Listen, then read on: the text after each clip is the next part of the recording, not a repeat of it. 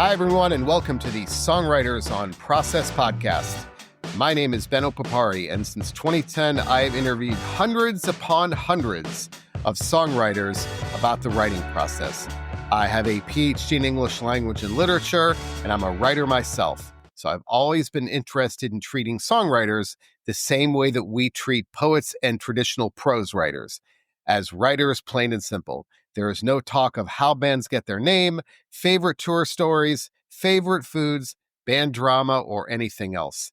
This is an intelligent conversation about the writing process between two writers as we go deep, deep, deep into the writing process. That's it, nothing else. And with that, let's get into today's episode.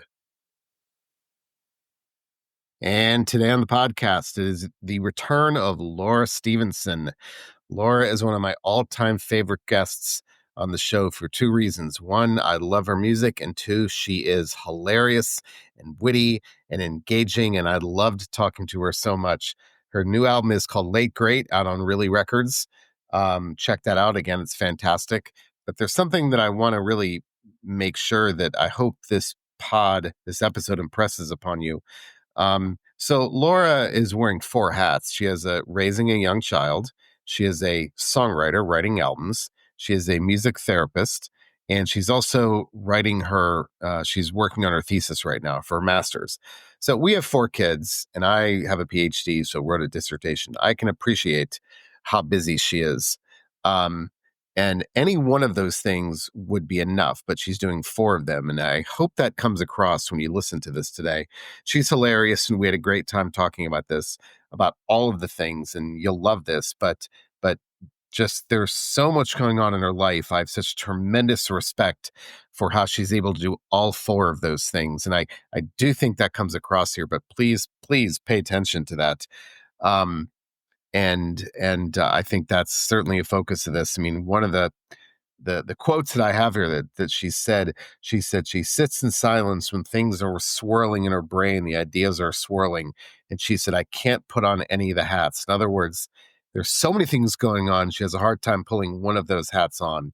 But again, we had a great conversation talking about a lot of things, but that certainly is one of my takeaways. My big takeaway was just how many things she's doing and how just amazing that is. So anyway, one of my favorite people to interview here is Laura Stevenson. Again, her new album is called Late Great, out on Really Records.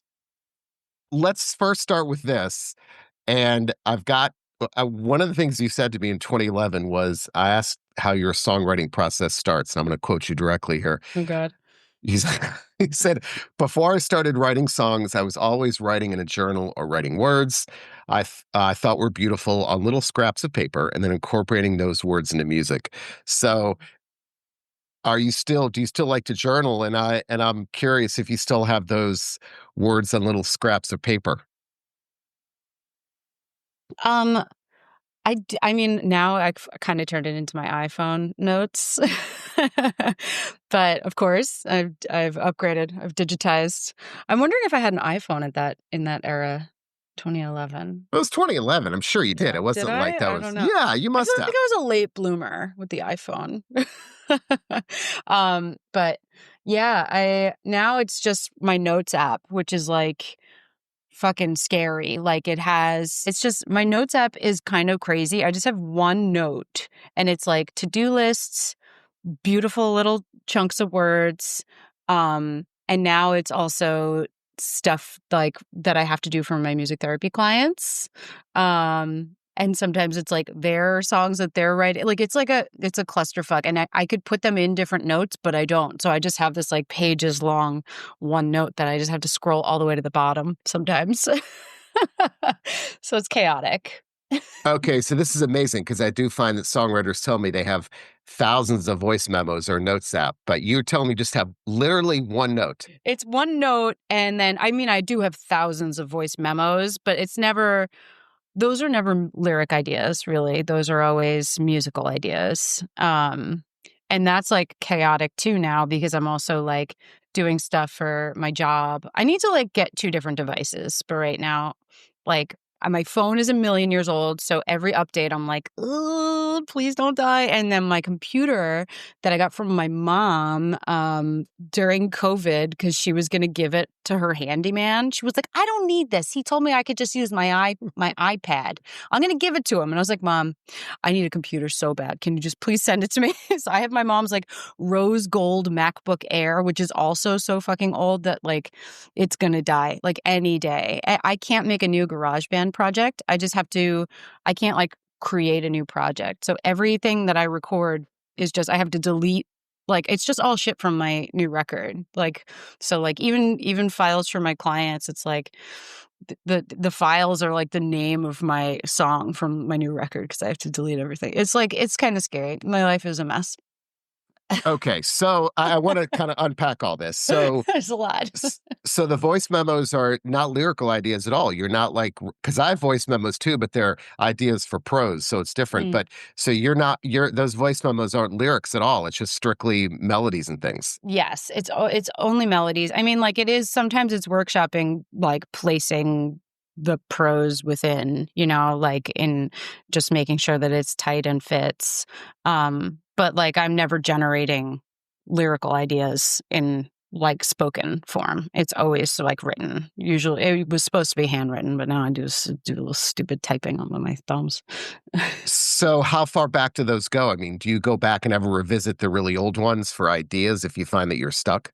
Yeah. I've been doing that lately because now I'm like done.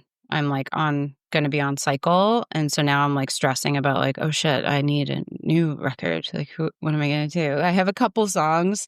So yeah, I've been like going back in the archives. It's mostly, but like again, it's mostly just the melodic stuff that I return to. And like I don't really I don't really go that far back with the words because I feel like I don't know, my life kind of like moves so quickly and I really like to be writing about like what is happening at the very moment. So I that stuff stays in there and then I sometimes revisit it. Like I did revisit for this last record um some stuff from like specific eras of like stuff that was going on. I mean, this record has like a have you heard the record yet? Should I send it to you? Yes. Yeah, I Oh, love it. you No, have? I love it. It's great. Oh, thank you. Thank you.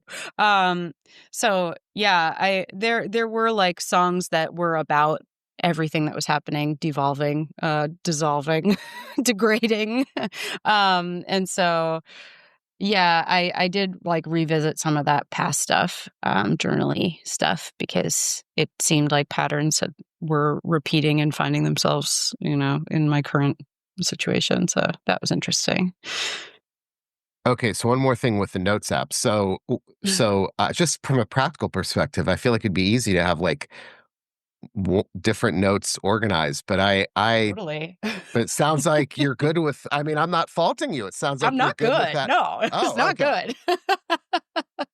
No, I'm not pleased.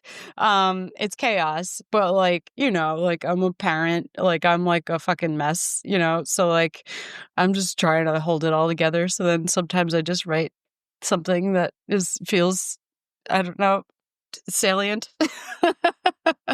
And then I move forward, you know. So you don't use when it comes to lyrics, when you're writing lyrics, you're not a pen and paper person then at all anymore.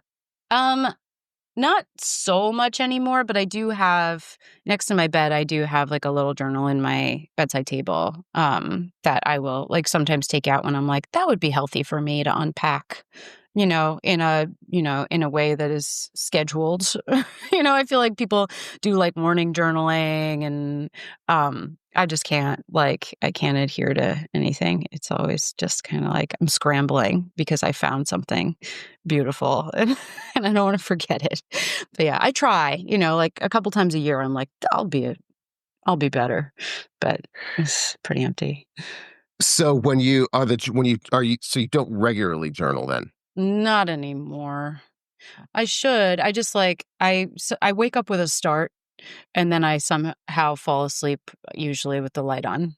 So that's my life right now. But I need to. I mean, it would be so much more it would be really organizing for me, like mentally. If I was back in a routine, I should. Okay, I'll do it. We have kids, and I know you have a child too, and I found that having kids made me much more disciplined as a writer. I mean, our kids are older, but it was, if one of the kids is going down for a nap, I have an hour, Mm. and I'd love to spend that hour not doing anything, but I have an hour, and I find that makes me much more productive when I know that I have limited time. That's why I get a lot done on airplanes, and we live in DC, but I go to New York for work all the time. I'll get more done on that train than if I sat here for 2.5 hours because I know I have to put my laptop away. So do you find ironically that when you have that limited time, it makes you more productive? Sometimes, right now I'm like in a weird just like in a weird spot because I'm in grad school and I'm like having to start thesis and think more seriously about it like right now. Like I should be like finishing my literature review this summer. Um which I already wrote a literature review last year and then I like did my thesis proposal class while I was in the studio making the record over the summer because my guitar Wow. player was in the studio like working on a part and I was in my car doing a Zoom thesis proposal class where I was giving my final um presentation on my thesis, which the head of the department fed me the topic. It was like, "Okay, whatever you think is best, I'll do," you know? Like, and then I wrote my whole, like 30 to 40 page literature review. I did like months of research. And then when I did my proposal, she was like, "This is out of the scope of a master's thesis. This is more like dissertation." And I was like, "Okay." And she was like, "I think you should just back to the drawing board." So I'm like, fucked.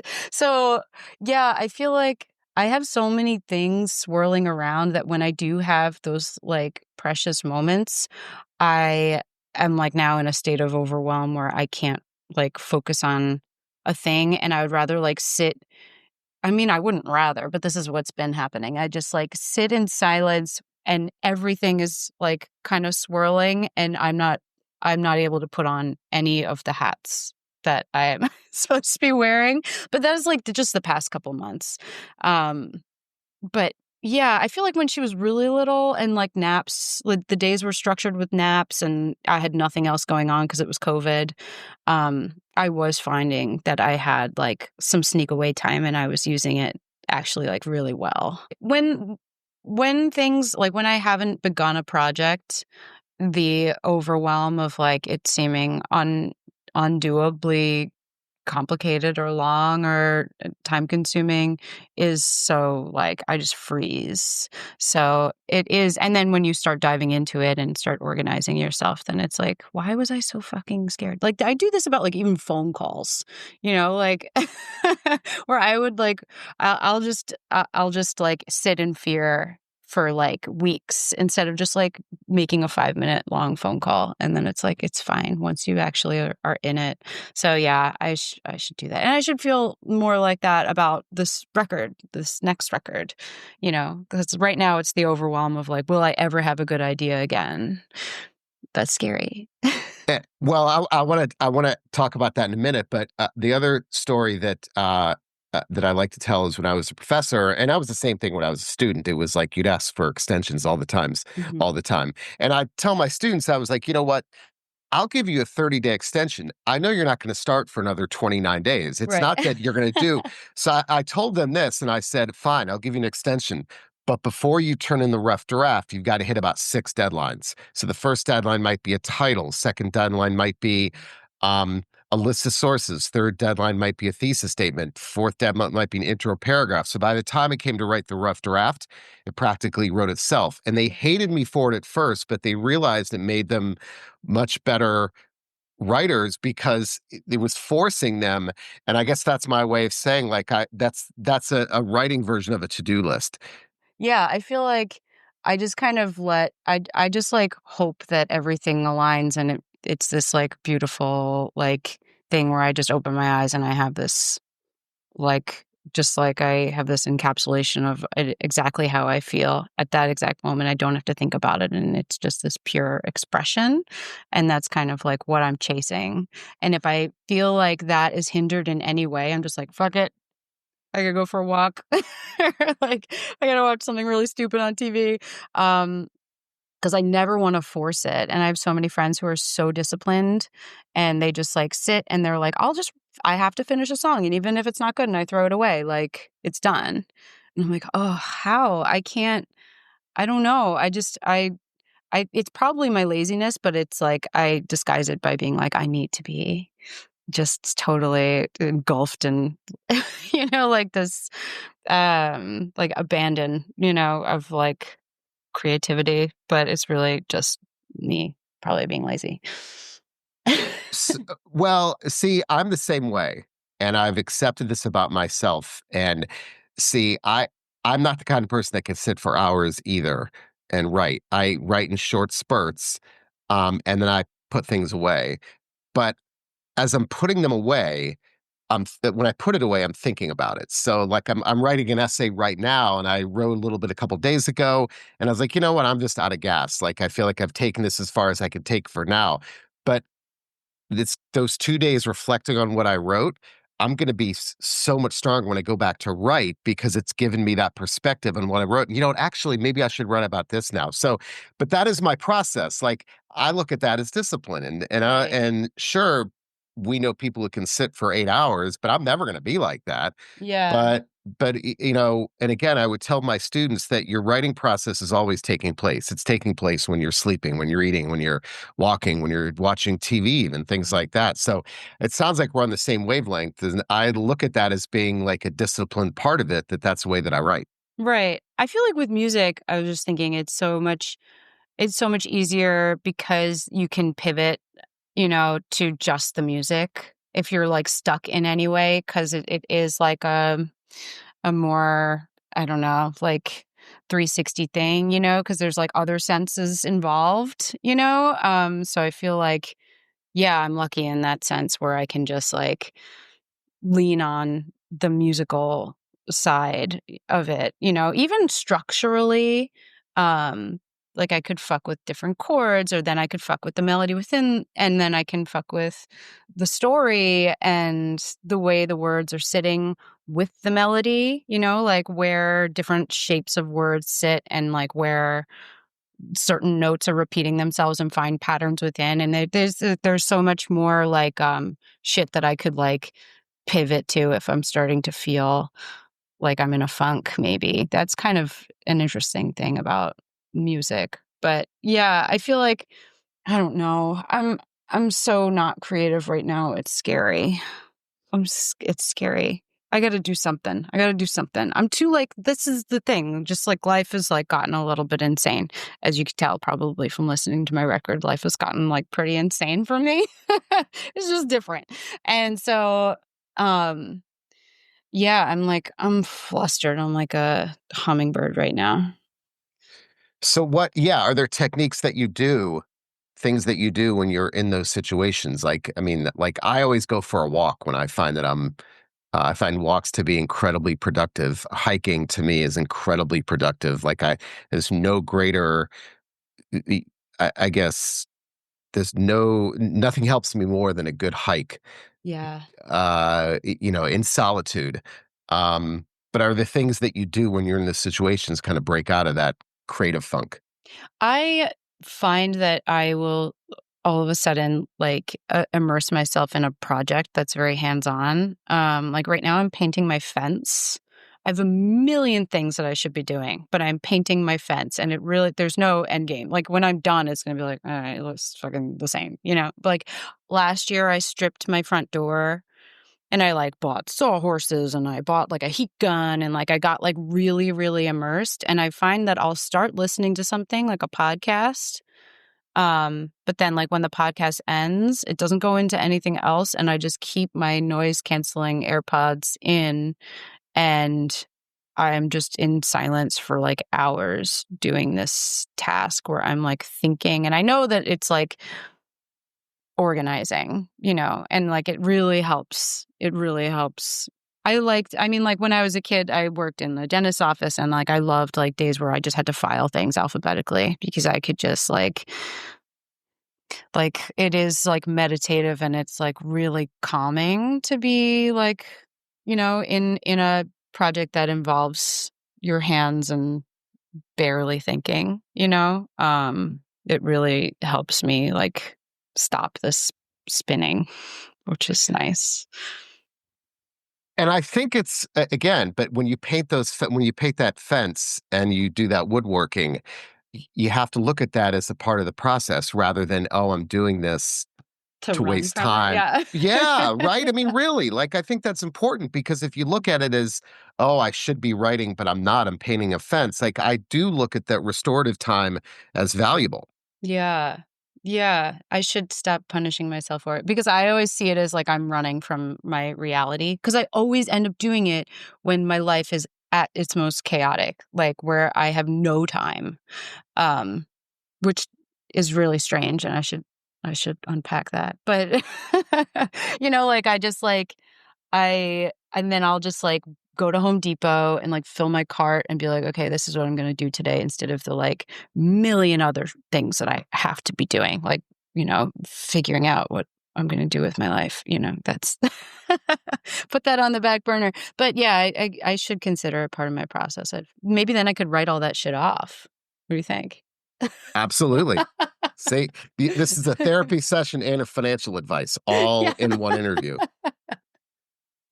Um, well, actually, what you said played into a question I always ask songwriters in every interview, and I always quote Agatha Christie. Agatha Christie said the best time to write a book is when you're doing the dishes. Mm, So what that means is our best ideas come to us when our brains are engaged in monotonous activities that right. require Yeah. no thought. So, painting fences, gardening, mowing the lawn, folding laundry, chopping vegetables, vacuuming. These are things I've all heard. It's why we get our best ideas in the shower because when your brains are engaged in activities that require no conscious thought, I mean, I can't imagine anything that requires no conscious thought more than fence painting. Yeah. Um, that's when the creative ideas come, like, actually bubble up. So do you find that that happens when you do those things? Um, yeah, I feel like I've been thinking about just like I don't know. I've like I make little like files of like events um and patterns in my life or just like stories that keep coming up and yeah, I feel like the organization of those happens in those moments. But then also like I will like on a walk I'll listen back to you know, like audio files of shit that I'd been working on. And like that song Honey, that was the first single from the record. It's the third song on the record, I want to say. That song, I remember I started writing a really long time ago. Um, just that middle piece. Um, that like middle section where it comes down and it gets like before it gets like all shoegazy at the end.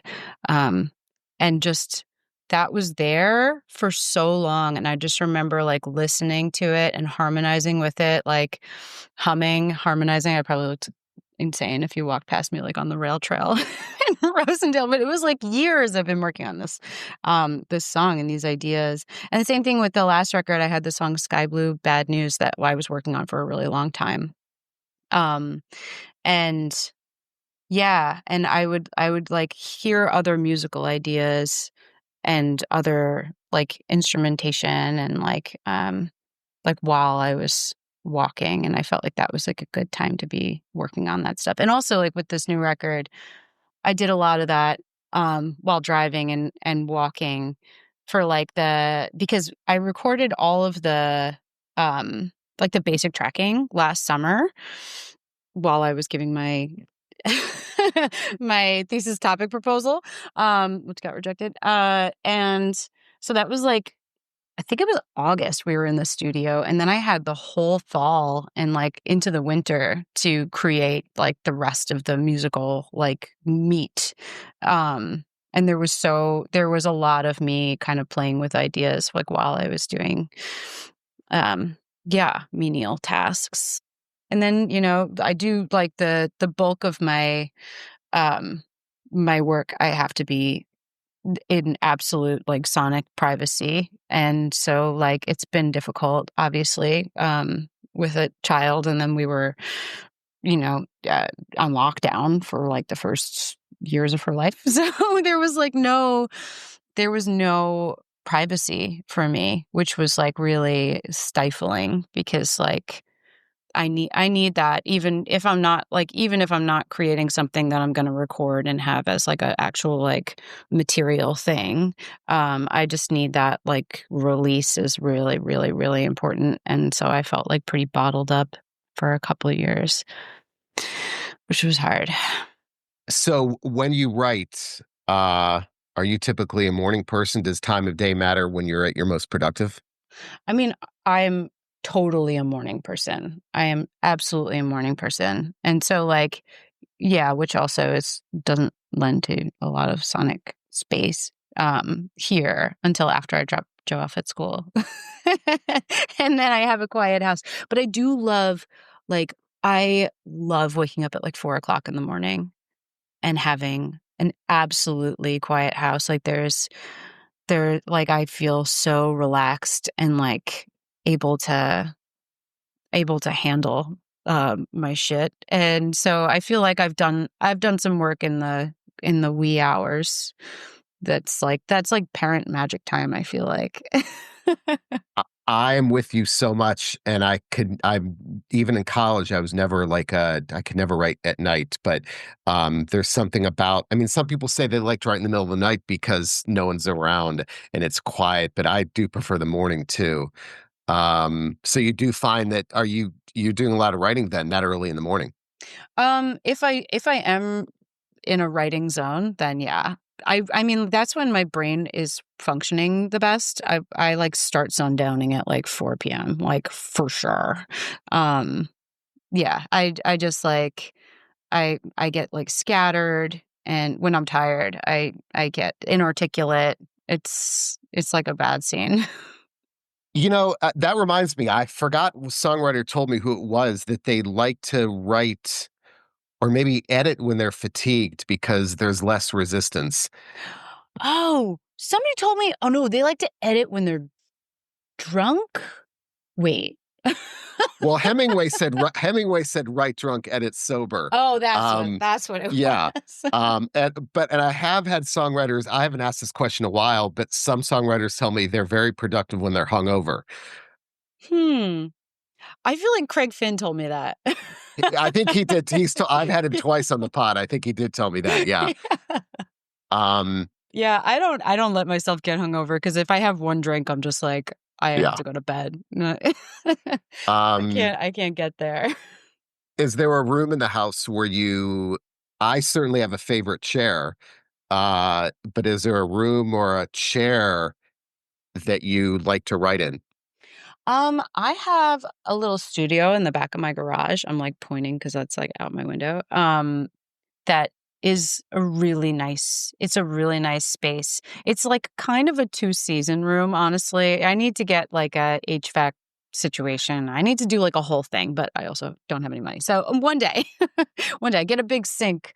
But yeah, I mean sink like SYNC, but like I could get a big sink in there if I got some plumbing too. But yeah, it's like this long sunny room and it's like a perfect space. I just have to push myself to get out there because, like, and like I have to like lug my guitar out there. It's like a whole thing. Bring my computer, but like when I am there and I'm like all set up, it's like a really beautiful. It's a beautiful place to write because it's just lots of windows and you can just see trees. And there was a woodpecker, which was he and I were at war a little bit, but he's moved on. I'd like get everything set up as like in a movie, like you go to the country, do your thing. I feel like what is the movie? There's like a Johnny Depp movie where that happens, where he's like a Well, there's writer. Funny Farm. That's an old Chevy Chase movie where Oh, he's a okay. writer and he goes out. But the joke in that movie is that and I have a window right here. This is why I'm doing this. But there's a beautiful bird that keeps on making sounds every day. And at first he loves it. Then every day it gets more and more annoying. And then at some point he just throws his coffee at the bird and the bird stops chirping. Yeah, I feel like that was my situation with the woodpecker, he was my nemesis, but the windows don't open, so I wouldn't be able to throw coffee at him. So I would just wish him away. But then he's moved on. I think there are no worms left in that tree or whatever the fuck they like to do with trees. But the natural light, I think, is important, right? Yeah, the natural light and just yeah, being able to see green. I'm like, I didn't do well in the city. I was not, I mean, I'm from the suburbs. I'm from Long Island. So like, it's not like I'm a country mouse, but like, I lived in Brooklyn for a long time and I always had roommates, which also was difficult for writing. Like when we last spoke, I was living in a apartment with probably like 4 other people, which is probably not awesome. No, it definitely wasn't. But I was in my 20s, so it's fine. Was I? I don't know. How long ago was my 20s? A while ago. I'm 41. So yeah, but I feel like I don't know, ever since I moved up here, it's been it's been so much better for me.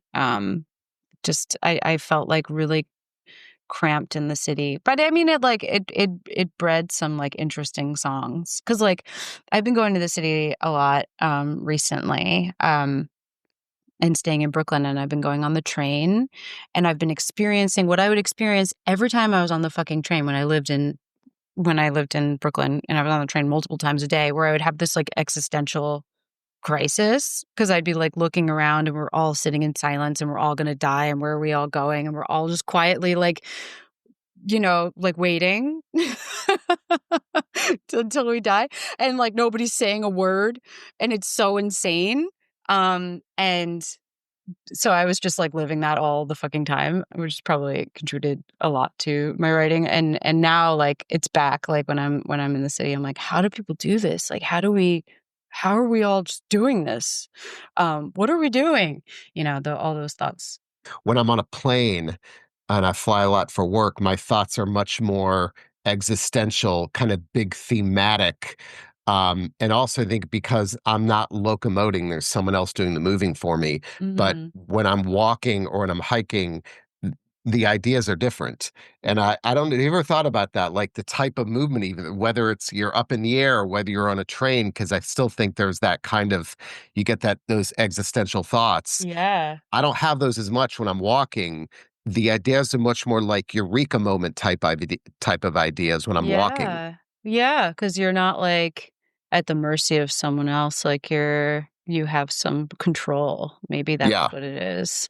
Um, yeah, because there is that, like, we're all just, like, darting through a tunnel, and we could just derail at any minute, and, yeah, I guess it's more terrifying. I don't have those thoughts, but I have the Oh, thoughts that, okay. but I no, but no, but I think they are much more big picture kind of my life thoughts, Yeah. family thoughts, things like that. And rather than when I'm walking, I'm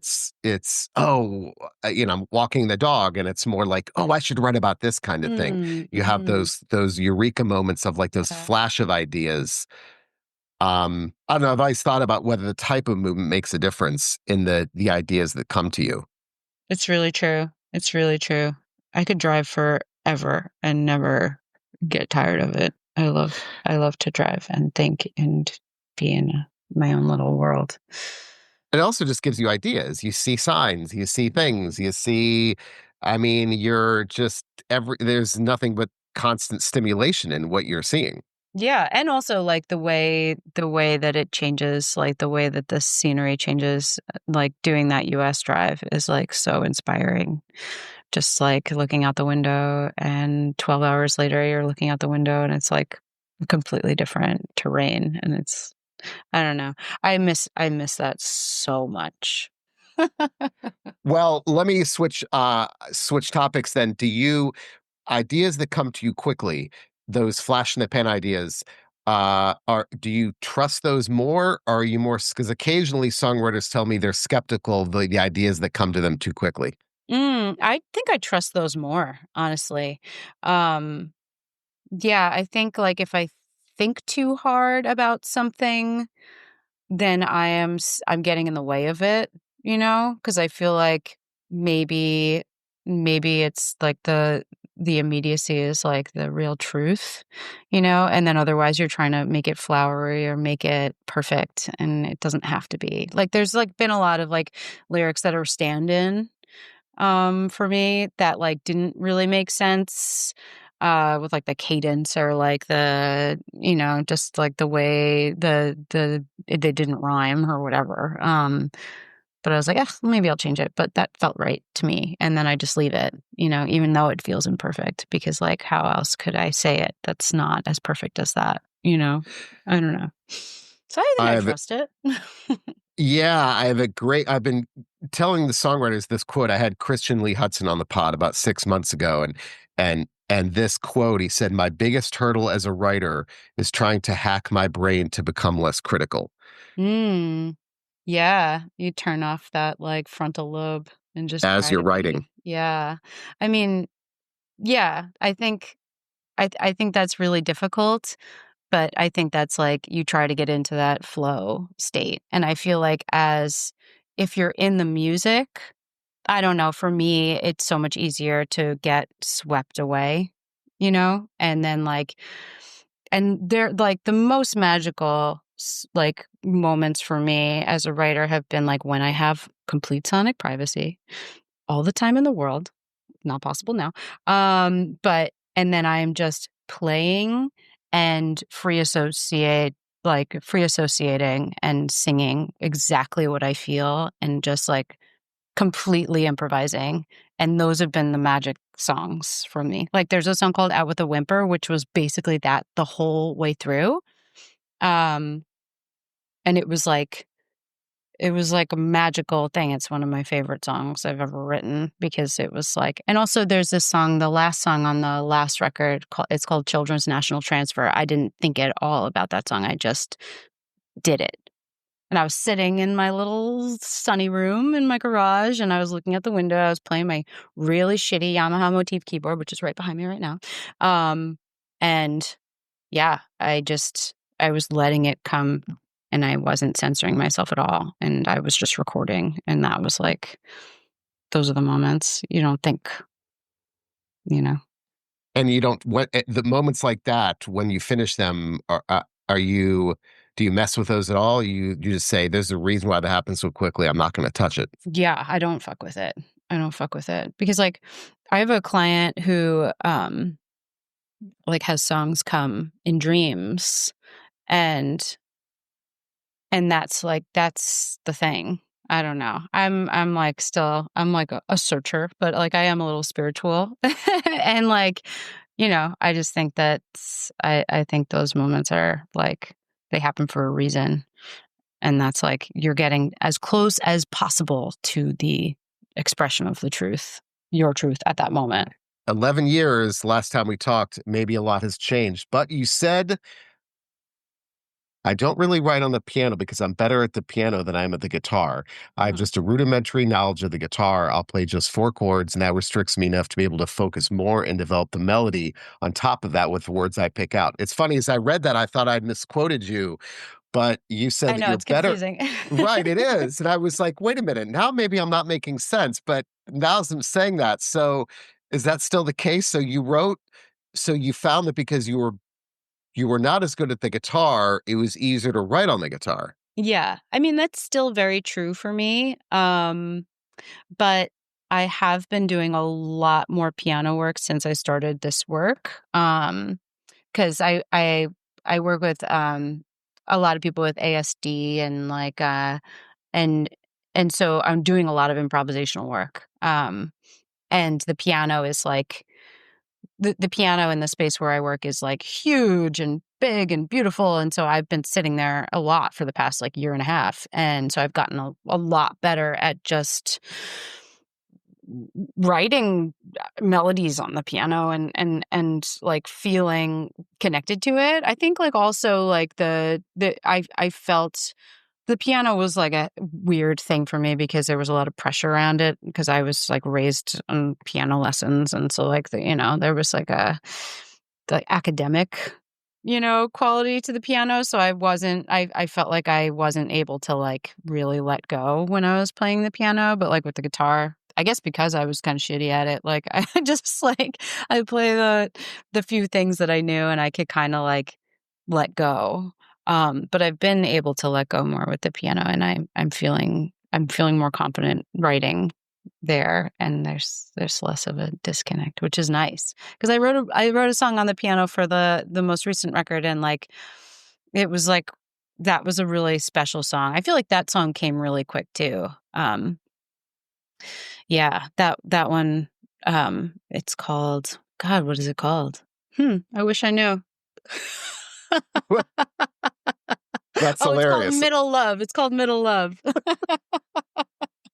I I just love haven't really thought about the names of these songs. Listen, I've done, like said, 400 of these interviews, and I love hearing things I've never heard before, and that's certainly one of them. Uh, I forgot what it was called. Um, I got it. Don't worry, I got it. which makes me nervous about my next question, and that is Uh-oh. what song on the album was the most challenging that you maybe wanted to give up on? Like, I have projects that I've discarded. I'm not sure if I'm ever going to go back to them, but was there a song on the album that was the biggest struggle? I'm not, maybe it didn't take as long to write. I'm not necessarily length, but just you wanted to give up on, but you saw through it. Yes, and do I remember the name of that one? It's called Can I Fly for Free? Um, 'Cause it was like in my head, it sounded like Built to Spill, and I was like, "Okay, this is fun," like rocker, kinda sloppy guitar rocker, not sloppy, but you know what I mean, kinda like Yeah. disjointed and whatever. Um, and then it just, like, wasn't fucking working, and I hated it. I, like, absolutely hated it. But then I chopped the end in the aftermath, like, after we got out of the studio and I was listening to it and I was like, "I fucking hate this song. I hate it. I hate it. I hate it." And I added so much shit, um, and I added, like, lots of sparkly guitars, and then I had, my friend Jeff, who put the record out, he added a guitar part, and I was like, "Oh, now it finally makes sense." And then I chopped the end off and I created this like really pretty outro. And then it was exactly what I wanted, but it took a really long time. It took a really long time, but I think it was just about like the vibe and the instrumentation that like was the thing that I just like, it just was jarring to me because it was like a, ugh, I don't know. I hated it.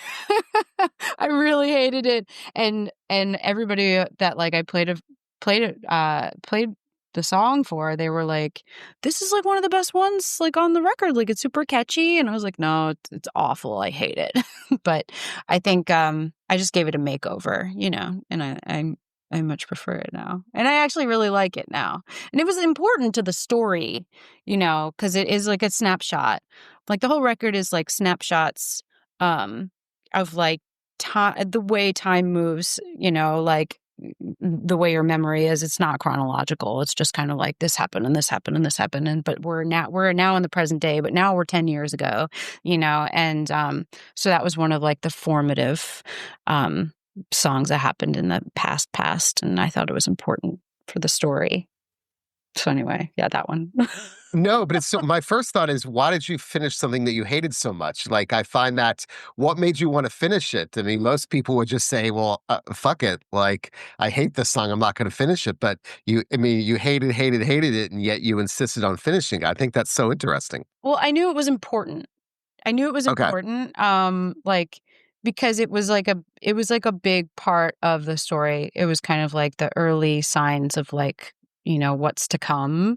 And it was just like me. The whole thing is like I'm at Paul Simon in Corona Park. He played this like really great concert, but I felt like I was like I had this like crazy claustrophobic moment where I was just like, I have to get out of my life, like and also like I have to get out of here. And like I didn't know where the exits were, and it was like kind of like also it was the first time they put a concert on in Corona Park, and so like it was very disorganized. So I was like worried there was going to be like a stampede. Like I was like all freaked out, and I like kept coming back to that moment, and that was kind of like that was a pivotal moment for me. And so like it was really important to have it be on the record, but I hated the context musically that the story was being told. So I had to change it completely to make it palatable for me. That makes sense then. So quick follow-up to that. When is it Hemingway Hemingway famously said he couldn't write about Paris when he was in Paris. He needed distance. So for not just places, but also events, do you need distance or is immediacy more important to you to write about something? Maybe distance. Um, I find that if it's like a crisis, I can't, I'm like such a doer in times of crisis. Like my last record is about like a whole crisis. Um, and I had to like get back home to even start parsing through it. Yeah. And like start picking things apart. But that record also is like moments in time, not a chronological story, but a whole story, a chapter of my life, but it's all like a clusterfuck in time. And so I feel like, yeah, I think I need to step out of it to be able to even like think because I'm the person that like if something happens, I'm like the one that like, like I don't freeze, I just like do. I think that's my coping mechanism. you know. All right, last question. So besides children's literature, what other types of art do you find other types of art um what other types of art do you consume, whether it's books or movies or TV, and do those have influences on your writing, on your songwriting process? I've been so bad at like sitting and reading just because I'm in school. Like I was saying the other day to my friend, like I can't remember the last time I read for enjoyment.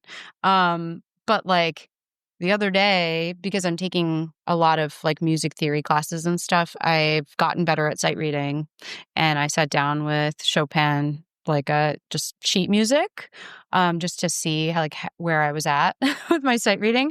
And I had this like moment where I just like after like each phrase I'd stop and I'd be like, fucking that's it. Like he did it. Like I just like I got so because like the way it unfolds too when you don't know what to expect and you're playing it and you're reading it, it's like it's a really interesting and beautiful way to experience music, especially music that was written, like hundreds of years ago.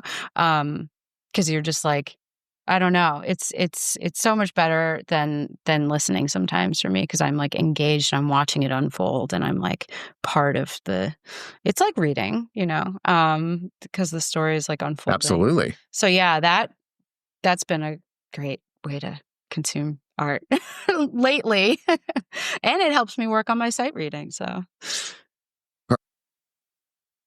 And that's it for today's episode. Hope you enjoyed it. Don't forget, you can find all the episodes on all major streaming platforms and also at the Songwriters on Process website. That is at songwritersonpodcast.com. Pre-2020, this was not a pod. I was transcribing all of the interviews. So you can find all of them, hundreds of them, many hundreds of them on the Songwriters on Process website.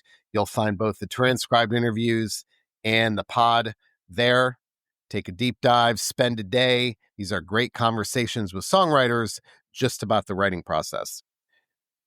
Also, my book, Desolation, a Heavy Metal Memoir by Mark Morton with Benno Papari, is out now worldwide on Hachette Books. You can find it online in all major bookstores. Mark is a good friend. He is the guitarist in the metal band Lamb of God, and it's his memoir. Again, that is called Desolation, a Heavy Metal Memoir by Mark Morton with Benno Papari. I am biased, but that's a damn good book. My email, ben@songwritersonprocess.com. Send me an email. I'd love to hear from you. I'd love suggestions, questions, comments. People always email me and tell me who they want to see on the pod next. You never know. Send me an email, ben@songwritersonprocess.com. That's it for me, everyone. Have a great day.